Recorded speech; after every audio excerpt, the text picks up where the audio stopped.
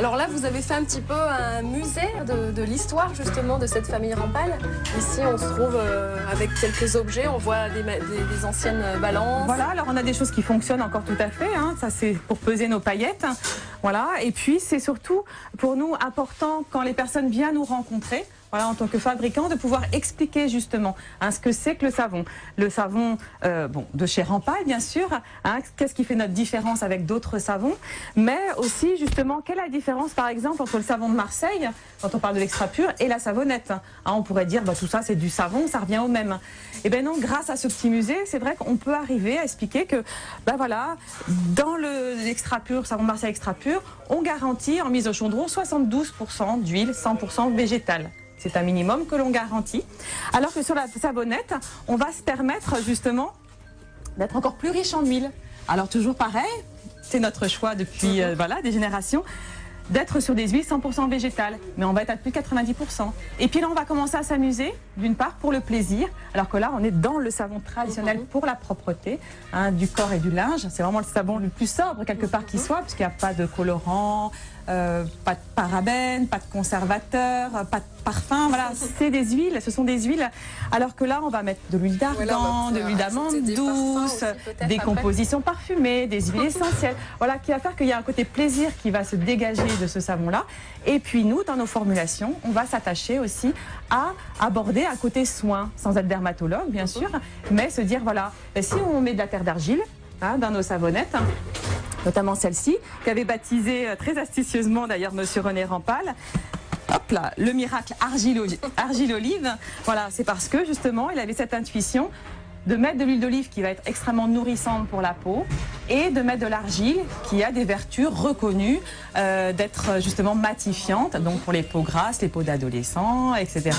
Voilà, ça va aider à faire un côté soin qu'aura justement autre chose pour la savonnette au miel. Voilà, parce que le miel est très nourrissant. Voilà. Ce qu'on met à l'intérieur. Tout à fait. Les Rampal, pourquoi c'est vrai si on a survécu alors qu'on était une toute petite savonnerie, c'est parce qu'ils ont eu des intuitions très fortes. Là, vous voyez, on a les portraits.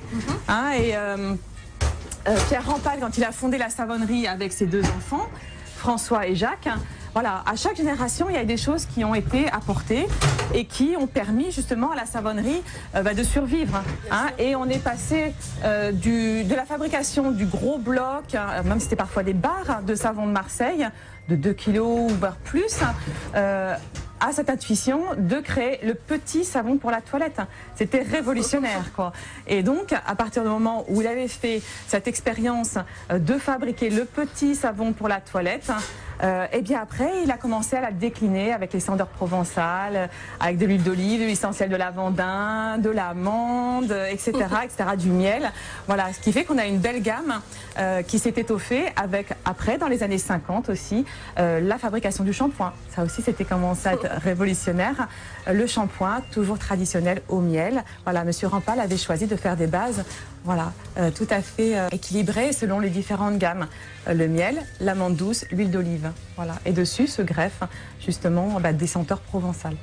Donc nous, aujourd'hui, qu'est-ce qu'on a pu apporter à la savonnerie?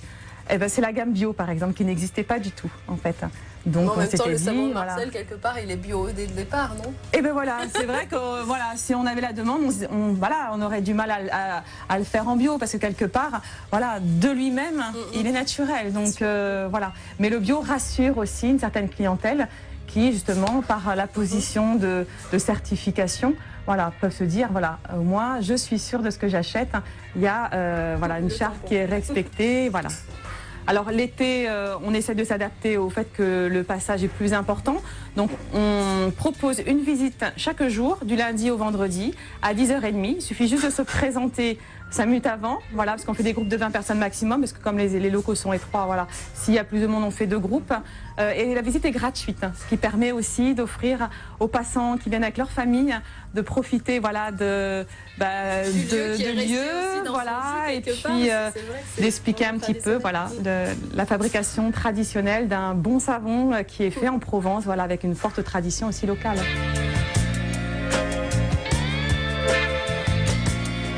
Jean-Louis Plot et Irène, sa femme, sont des héritiers conscients et responsables de ce savoir-faire accumulé sans interruption depuis le XVIIIe siècle. De cette époque florissante du début du XXe siècle, il ne reste que 2 savonneries en activité à Salon de Provence. L'Office de tourisme de la ville propose aux visiteurs, par le biais de balades intitulées Les flâneries Instants privilégiés, qui se poursuivent tout l'été jusqu'au 30 septembre, de visiter ces sites emblématiques de la ville et bien d'autres.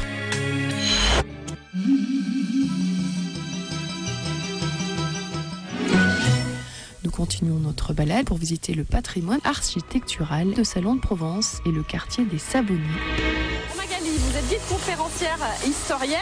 Nous allons parler ici des monuments emblématiques finalement de la ville de Salon de Provence et notamment de ce château qui était un château à l'époque, qui est transformé maintenant en palais de justice. C'est ça, oui. Alors comment s'appelle-t-il ce château? Alors c'est le château Armieux, du nom du propriétaire, de celui qui l'a fait construire, qui était donc un négociant, Édouard Armieux. C'est une histoire même assez romantique, puisqu'il a été construit dans un premier temps, donc on a construit une première bâtisse, un peu sur le modèle des châteaux de la Renaissance française, mais tout petit, puisque vous avez cette tour qui en réalité n'abrite qu'un escalier hélicoïdal, c'est même pas un appartement. Ce qui va se passer, c'est qu'il va connaître à l'Opéra d'Avignon une cantatrice belge qui s'appelle Julie de Porter.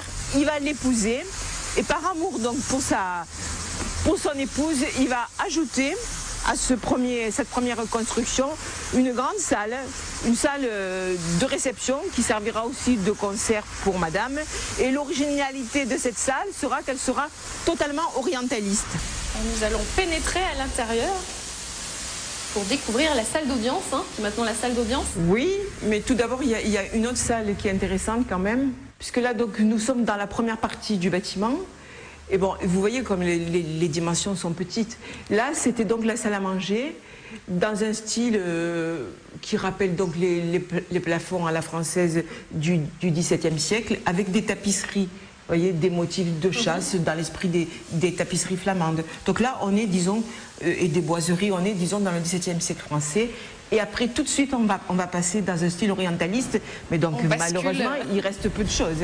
Si ce n'est la coupole qui a été réalisée par le peintre marseillais David Delpiane, qui a également réalisé les portraits en pied de Monsieur et Madame Armieux.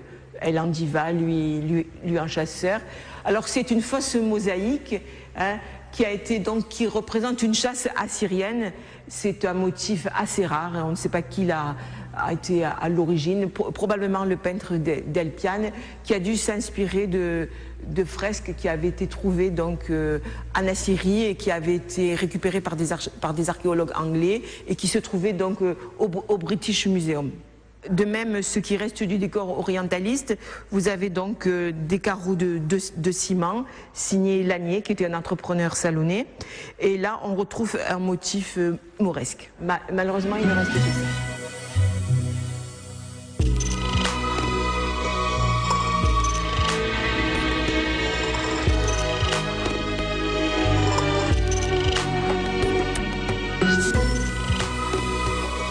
Il était d'usage pour les propriétaires de laisser leurs initiales? Tout à fait, donc là c'est ce que l'on appelle le monogramme. Vous avez le A et le E entrelacés, Édouard Armieux. Là on le trouve donc sur l'entrée, sur les portes, mais la plupart du temps on va retrouver ce monogramme sur les portails. Ce sont de beaux portails, de beaux travaux de ferronnerie où l'on retrouve le monogramme et les initiales entrelacées. Voilà, pour marquer c'est la marque de fabrique.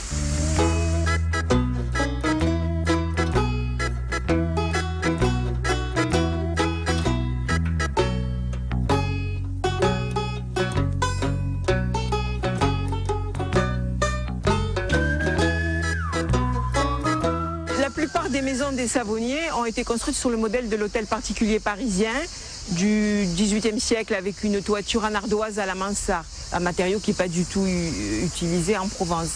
Mais là ici nous avons un cas complètement singulier. C'est le château d'Henri Pascal, donc encore un négociant, mais qui lui a été construit sur le modèle des châteaux de la Renaissance italienne. Avec 3 corps de bâtiment et un système de loggia, comme on pouvait le retrouver à la Renaissance italienne.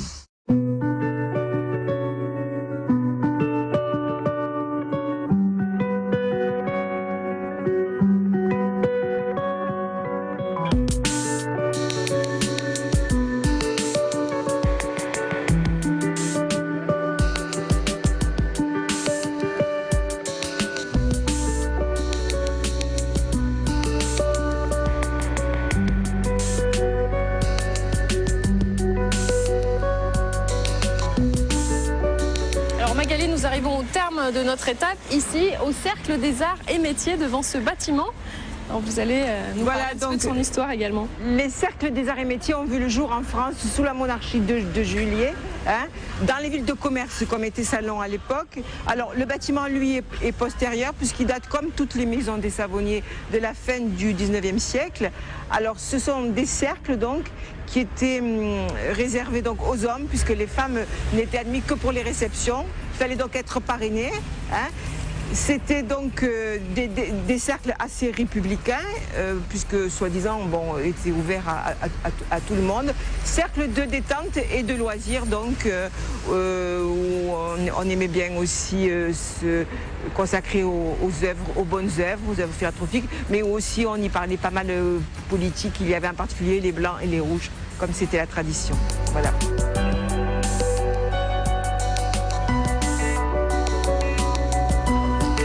En 871 qu'apparaît pour la première fois le nom de Salon.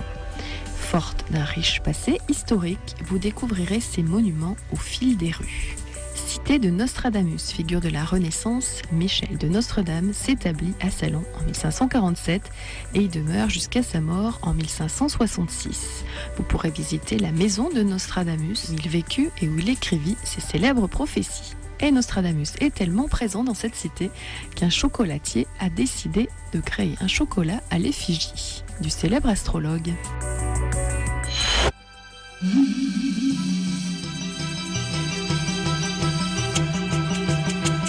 Nous sommes à Salon de Provence, je suis en compagnie de Jean-Marie Bertrand, bonjour. Bonjour. Vous êtes maître artisan chocolatier et vous avez une spécialité, le Nostradamus. Alors j'aimerais que vous nous parliez de cette spécialité de ce chocolat. Donc c'est une spécialité qu'a créée mon père en 1966 en commémoration de la mort de notre mage et astrologue qui a vécu à Salon.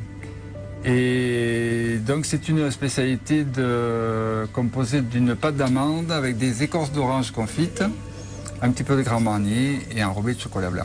Quand on le mange, on peut faire des prédictions après ou... Et oui, je ne garantis pas non plus que ça se réalise, mais on peut faire des prédictions. Alors vous êtes installé ici depuis quand? Ça, c'est une entreprise que j'ai repris en 2005. Et avant, j'avais une pâtisserie dans le centre-ville de Salon. Elle était existante déjà, cette chocolaterie? Oui, tout à fait existante. Oui, depuis combien d'années? 30 ou 40 années. Ouais. D'accord. Et donc le Nostradamus, vous arrivez à le vendre au Salonnais ou plus loin? Ça devient plus loin, mais en fait, ce sont les Salonnais qui, quand ils vont en vacances ou à l'étranger ou en France, exportent un peu le Nostradamus à leurs amis et à leur famille. Alors ici, l'été, les flâneries, donc à Salon de Provence, permettent au public et aux visiteurs de venir découvrir la chocolaterie et de comprendre un petit peu la fabrication. Tout à fait, c'est l'initiative de l'Office du tourisme qui a lancé ces opérations de flânerie, avec différents artisans et agriculteurs, producteurs d'huile d'olive sur Salon et autour de Salon. Et c'est une bonne initiative qui permet aux Salonnais aussi de connaître un peu mieux leur patrimoine. Voilà, et aux visiteurs et aux touristes, bien sûr. C'est là que tout se passe? Voilà, c'est là que je transforme le chocolat. Je dis transformer parce que je ne fabrique pas la masse de chocolat de couverture. Par contre, je peux un peu vous en parler de la fabrication du chocolat proprement dit, qui est donc issu d'un arbre qui s'appelle cacaotier, tout simplement.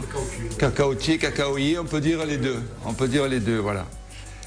Donc sur cet arbre, il pousse un fruit qu'on appelle le cacao. Et non, c'est pas le cacao.